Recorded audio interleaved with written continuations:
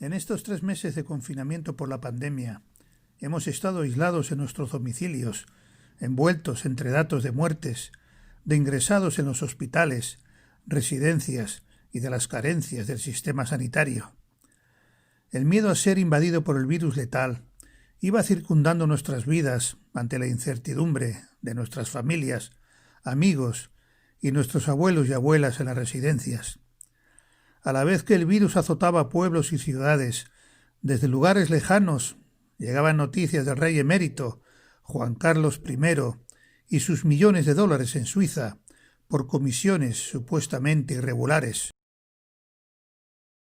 Los medios de comunicación han mantenido el foco de atención en la pandemia y han silenciado esa supuesta corruptela del rey emérito, que por el mundo se ha expandido como el coronavirus, y sin embargo, en este país, el más interesado en saber la verdad parece que es terreno prohibido investigar al que fue rey durante 39 años y a otros personajes relevantes que han gobernado este país con la mirada de fondo puesta en su propio enriquecimiento, dejando de lado la ética que se supone debe tener todo político y, en este caso, un jefe de Estado en el ejercicio de sus funciones. Los seres humanos, además de velar por nuestra supervivencia y nuestra salud, de preservar el medio ambiente, de sentirnos arraigados a esta naturaleza de la que formamos parte, de cuidar de la salud pública, también tenemos el deber de velar por el buen funcionamiento de la organización social y política de la sociedad a la que pertenecemos y estar vigilantes ante sus anomalías e irregularidades.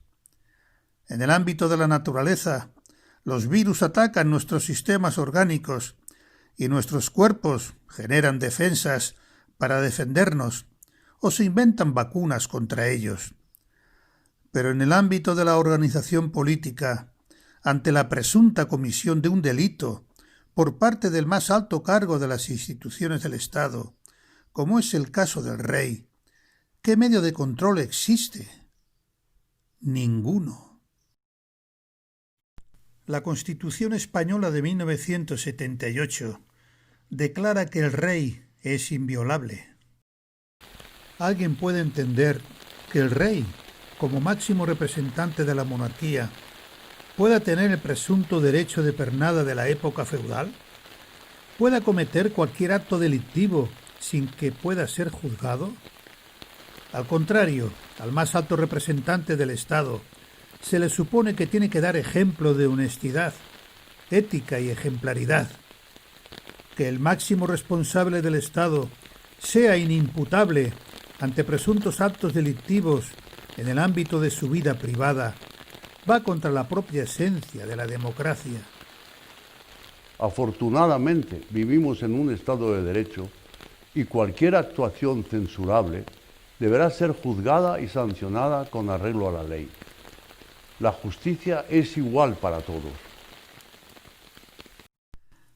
En estos días de confinamiento, mis recuerdos me llevaron a diciembre de 1966.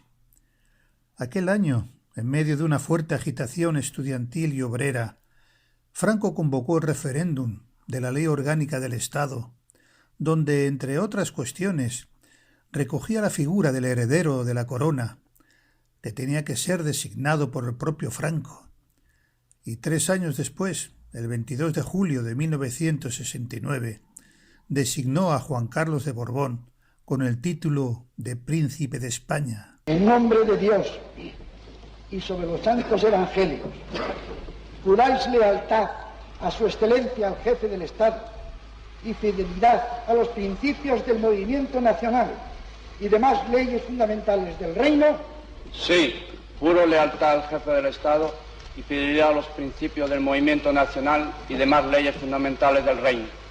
Si así lo hiciereis, que Dios os lo premie, y si no, os lo demande. Quiero expresar en primer lugar que recibo de su excelencia el jefe del Estado y generalísimo Franco la legitimidad política surgida el 18 de julio de 1936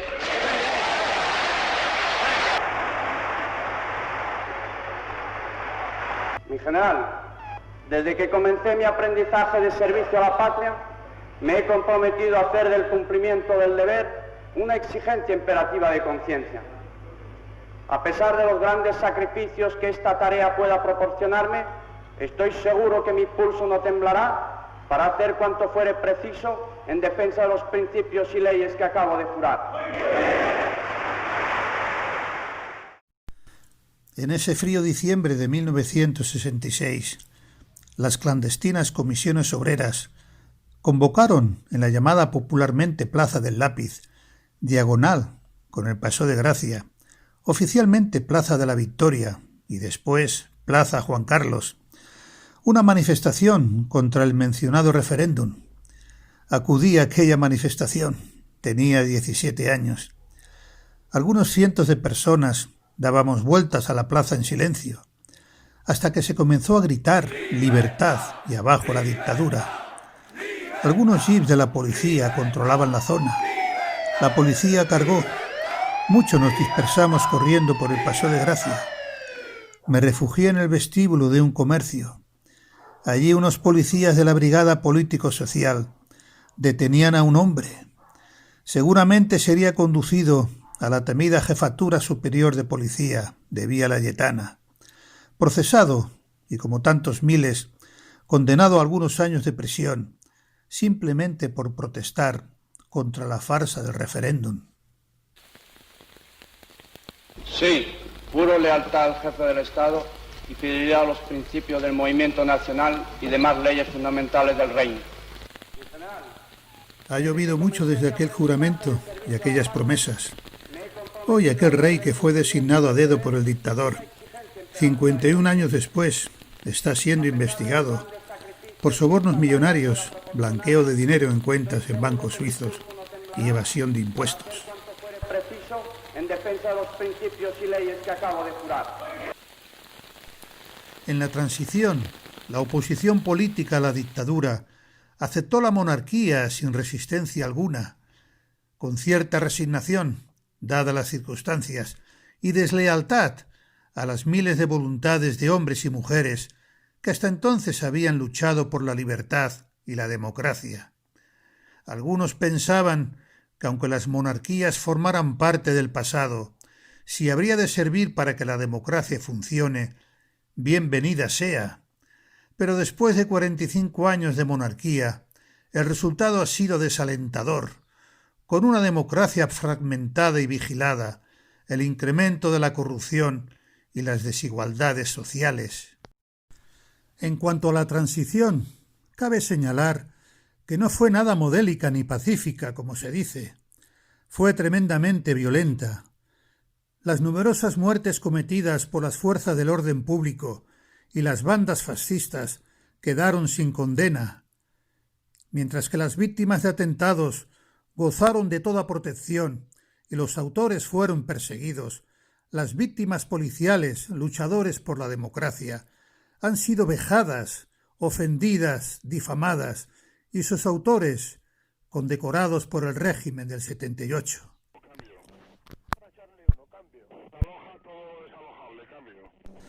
Los sucesos de Vitoria, también conocidos como la matanza del 3 de marzo de 1976, con 5 trabajadores muertos y 150 heridos, fue uno de los hechos más trágicos de la transición, que nunca fueron investigados ni enjuiciados. Vitoria siempre nos quedará en la memoria. Aquí ha habido una masacre, cambio. De acuerdo, cambio. Durante todos estos años de monarquía, se ha instaurado un sistema neoliberal. Se ha desmantelado el estado de bienestar que tantos años costó construir. Se han generado altos grados de corrupción política en las estructuras del Estado, con el enriquecimiento de muchos políticos a costa del interés general. Se ha dejado al país en la ruina, con el 26% de la población en riesgo de pobreza, una tasa de paro de casi el 15%, una de las más altas de Europa, y una tasa de desocupación de la juventud del 23%, una triste realidad que hace necesario poner a la monarquía en cuarentena y que la población pueda decidir libremente el futuro de las formas de Estado. La Fiscalía del Supremo ha abierto una investigación sobre las comisiones del Rey Emérito. La justicia traspasará las fronteras de la Casa Real, protegida por la Guardia Pretoriana, constituida por los poderes públicos y los medios de comunicación. Esperamos que nuestros parlamentarios, como siempre, salgan del Parlamento exactamente igual que entraron. Esperamos que nuestros parlamentarios sigan haciendo honor a la historia de nuestro partido, saliendo del Parlamento exactamente igual en cuanto a bienes, en cuanto a fortuna, en cuanto a favores, que cuando entraron. Qué triste realidad. Tantas palabras y promesas de los que durante años fueron los máximos responsables de este país, Juan Carlos I como jefe del Estado y Felipe González como jefe del gobierno, fueran solo instrumentos para su propio enriquecimiento. A muchos nos hubiera gustado que las cosas hubieran sido diferentes, pero que nadie olvide que la lucha de clases y el capitalismo tiene esos comportamientos, así como el ser humano tiene sus virtudes, sus debilidades, sus flaquezas y sus contradicciones. Pero en última instancia, cada uno debe asumir sus responsabilidades y responder de sus actos, tanto los que han ejercido el poder desde las altas instancias, como los gobernados desde sus responsabilidades de vigilancia y exigencias ante el poder. Y en este país, cuando la población descubra que hay un mundo mejor más allá de la ignorancia y los engaños, y tome conciencia de su papel y su fuerza en la historia, podrán abrirse las puertas de la esperanza hacia una sociedad más libre y democrática.